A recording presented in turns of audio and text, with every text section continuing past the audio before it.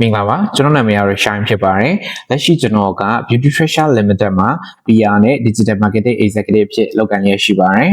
ကျွန်တော်ဒီချိန်မှာ MBA ကိုတက်ဖို့ဆုံးဖြတ်ခဲ့ရတဲ့ရည်ရွယ်ချက်ကတော့ဒါအကြောင်းပြချက်တွေကတော့အများကြီးတော့ရှိမယ်ထင်တယ်ဒါပေမဲ့ကျွန်တော်အဲ့ဒီထဲမှာတစ်ချက်နှစ်ချက်တော့ပြောပြပေးမယ်ပေါ့နော်လက်ရှိမှာကျွန်တော်ကြုံခဲ့ရမှုတွေကျွန်တော်ကြုံတွေ့နေရတဲ့ senior တွေလက်တွေ့အလုပ်လုပ်နေရတဲ့ထက်လူကြီးတော်တော်များများကmanagement ဘိုင်းမှာတော်တော်လေးကောင်းတယ်သူတို့ career development တွေမှာလည်းအရင်အားကျစရာကောင်းတယ်ဒီပေါ့နော် decision တွေနဲ့ပတ်သက်လာလို့ရှိရင်လည်း clear cut out ဖြစ်တာမျိုးတွေရှိရပေါ့နော်အဲ့ဒီရဲ့ source ကိုတော်တော်များများကျွန်တော်ရှာကြည့်တဲ့နောက်ပိုင်းမှာကျွန်တော်ဘာတွေးခဲ့လဲဆိုတော့ကျွန်တော်တော်တော်များများကဒီပေါ့နော် MBA ပြီးထားကြတယ် MBA ပြီးထားပြီးမှဒါဒီ MBA program ကနေပြီးမှရတဲ့ experience တွေနဲ့ဒါ knowledge တွေပေါင်းပြီးမှသူတို့ career မှာ fulfill ပြန်လုပ်ပြီးမှအသုံးချနေတာကိုကျွန်တော်တွေ့ရတယ်ပေါ့နော်အဲ့ဒါကြောင့်မို့လို့ကိုရိုင်းကလည်း career ကို development ဖြစ်တာကိုလိုချင်တဲ့လူ career ချိန်သွားတာမျိုးလိုချင်တဲ့လူနောက်ဆုံးဟို experience အသစ်တွေနဲ့ပြန်ပြီးပေါင်းချင်တဲ့လူဖြစ်တဲ့အတွက်ကိုရိုင်းလည်းဒီ MBA ကိုတက်ဖို့ဆုံးဖြတ်ပြီးမှဒါကျွန်တော်တက်ဖို့ဆုံးဖြတ်ပြီးတက်ဖြစ်ခဲ့တယ်ပေါ့နော်LBU ရဲ့ MBA program ကိုကျွန်တော်ရွေးချယ်ပြရတဲ့အကြောင်းရင်းကတော့၃ချက်ရှိတယ်ပထမတစ်ချက်ကကြတော့သူ့ရဲ့ LBU ကရမယ့် degree ကSingapore endorsement ဖြစ်နေတာရယ်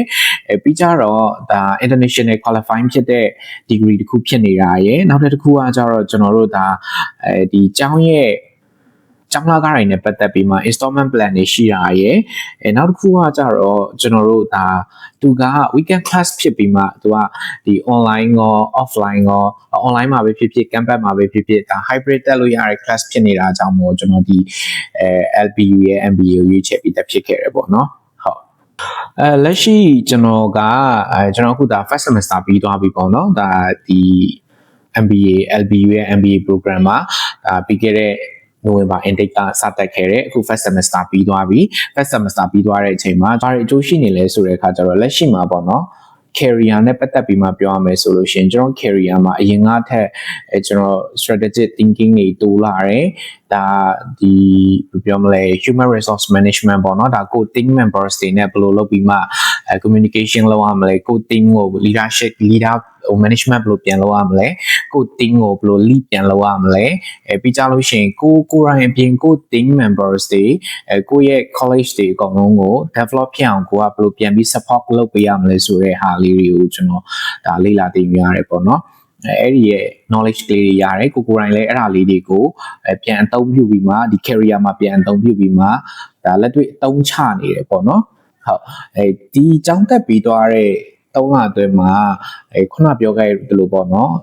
ခုနပြောခဲ့တဲ့အကြောင်းအရာတွေလို့ပြောင်းလဲသွားတယ်ကိုရိုင်းလည်းဟိုဒါခံယူချက်ကအစပြောင်းလဲသွားတယ်ပေါ့နော်အရင်ကဆိုလို့ရှိရင်ဟို one side တမျိုးလေးပဲတွေးခဲ့တာကနေအခုဆိုလို့ရှိရင်ကိုဘက်အမြင်သူ့ဘက်အမြင်နောက်ဆုံးကိုကဘယ်လိုလုပ်လိုက်လို့ရှိရင် consequence ကဘယ်လိုဖြစ်လာနိုင်လဲဆိုတဲ့အတွေးအမြင်တွေကကျွန်တော်ပြောင်းလဲလာတယ်ပေါ့နော်ဟုတ်လက်ရှိမှာကျွန်တော်ဒီ first semester ပြီးသွားတဲ့အချိန်မှာကျွန်တော်လက်ရှိအရန်သဘောကျတဲ့ subject ကတော့အရန်သဘောကျတဲ့ subject ကတော့နှစ်ခုရှိရယ်ပထမတစ်ခုကတော့ strategic leadership နဲ့ပတ်သက်တဲ့အကြောင်းတွေကိုကျွန်တော်တို့တခြားလေးသင်ခဲ့ရတယ်ဒါကိုရိုင်းလည်းတခြားလေးအသုံးချနိုင်တယ်နောက်တစ်ခုကကျတော့ဒီကျွန်တော်တို့ဒီ human resource ကိုမှပုံမှန် human resource ဘာသာရပ်မျိုးမဟုတ်ပဲね HR ဘာသာရပ်မဟုတ်ပဲねကျွန်တော်တို့ဒီ strategic HR ဘိုင်းတွေကိုကျွန်တော်တို့တင်ယူခဲ့ရတယ်အဲ့ဒီဘိုင်းနဲ့လည်းပတ်သက်ပြီးမှဒါကိုရိုင်းလည်းသူများကိုမှမဟုတ်ဘူးကို team members တွေကိုမှမဟုတ်ဘူးကိုရိုင်းလည်းဘယ်လိုဒီ HR ဘိုင်းနဲ့ပတ်သက်ပြီးကိုလည်းဘယ်လို manage လုပ်ရမယ်ဆိုတဲ့အကြောင်းလေးပို့ပြီးသိလာခဲ့တယ်ပေါ့နော်ဟုတ်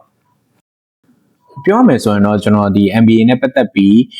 MBA ပေါ့ MBA class ကို MBA program ကိုတက်ဖို့စဉ်းစားနေတာတော်တော်ကြာပြီကျွန်တော် maybe 2019လောက်ကလေးနဲ့တက်ဖို့စဉ်းစားနေတယ်ဒါပေမဲ့ကျွန်တော်တကယ်တက်ဖြစ်ခဲ့တာဒီအခုဒီ2025ကုန်ကန်နီးလာမှကုန်ကန်နီးမှာစတက်ဖြစ်ခဲ့တယ်ပေါ့နော်အဲ့ဒီမှာကျွန်တော်တကယ်တက်ဖြစ်ခဲ့တဲ့အချိန်မှာဒီ FBU မှာကျွန်တော်တကယ်တက်ဖြစ်သွားတဲ့အချိန်မှာ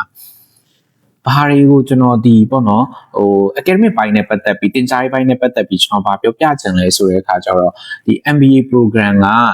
အများကြီးထင်ထားသလိုသူများတွေ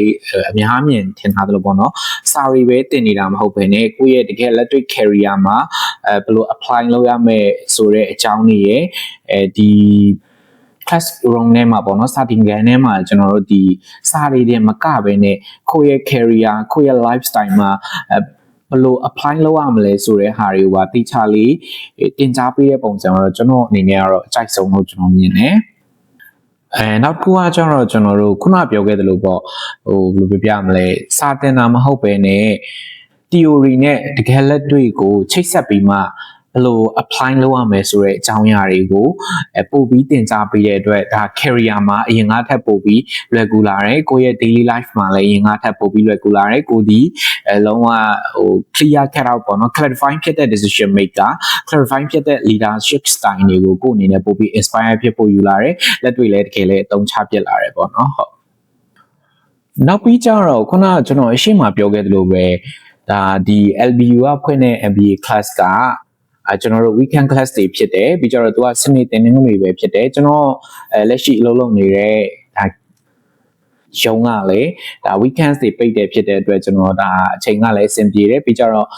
နောက်ဆုံးပေါ့ကျွန်တော်တို့ဘယ်လိုပြောပြရမလဲ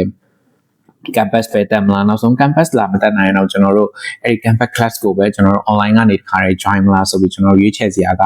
2မျိုးတောင်ရှိတယ်ရှင်းရှင်းလင်းလင်းပြောရမယ်ဆိုရင်တော့ hybrid club ပေါ့နော်ကျွန်တော်တို့ online လည်းရတယ် campus လည်းရတယ်ကျွန်တော်ကတော့ဒါ weekend လည်းအကြောင်းပိတ်နေတယ်လို့ဖြစ်တယ်ဒါ weekend လည်းရုံးပိတ်နေတယ်လို့ဖြစ်တယ် weekend လည်းရုံးပိတ်နေတယ်လို့ဖြစ်တယ်အချိန်လည်းရှိနေတယ်လို့ဖြစ်တဲ့အတွက်ကျွန်တော် campus မှာပဲတက်ဖြစ်နေတယ်ပေါ့နော်ဟုတ်ကျွန်တော်ပထမဆက်စချင်းကပြောသွားတဲ့အကြောင်းအရာလိုပဲကျွန်တော်အကြောင်းတက်ပြီးဒါပထမအဖြတ်ပြီးသွားပြီ first semester ပြီးသွားပြီပေါ့နော် first semester ပြီးတဲ့နောက်ပိုင်းမှာကိုယ်တိုင်ဘာတွေပြောင်းလဲလာခဲ့တယ်လဲလို့မေးလို့ရှိရင်ကိုယ့်ရဲ့ career ကိုယ့်ရဲ့ thinking ကိုယ့်ရဲ့ leadership skill ကိုယ့်ရဲ့ဘယ်လိုပြမလဲ team members တွေပေါ်မှာဒါဒီ human resource management ပေါ့နော် HR ဘိုင်းနဲ့ပတ်သက်ပြီးကိုယ့်လူတွေကိုကိုယ့်ရဲ့ team members တွေကို college တွေကိုကိုဘယ်လိုပြန်ပြီး communicate လုပ်ရမလဲဘယ်လိုပြန်ပြီး service ပေးရမလဲဘယ်လိုပြန်ပြီးမှcommunication လုပ်ရမလဲဆိုတဲ့အပိုင်းတွေမှာကျွန်တော်ပို့ပြီး develop ဖြစ်လာတယ်စောကပြောသလိုပဲအရင်တုန်းကဆိုလို့ရှိရင်ကျွန်တော်ရိုးရိုးလေးပဲ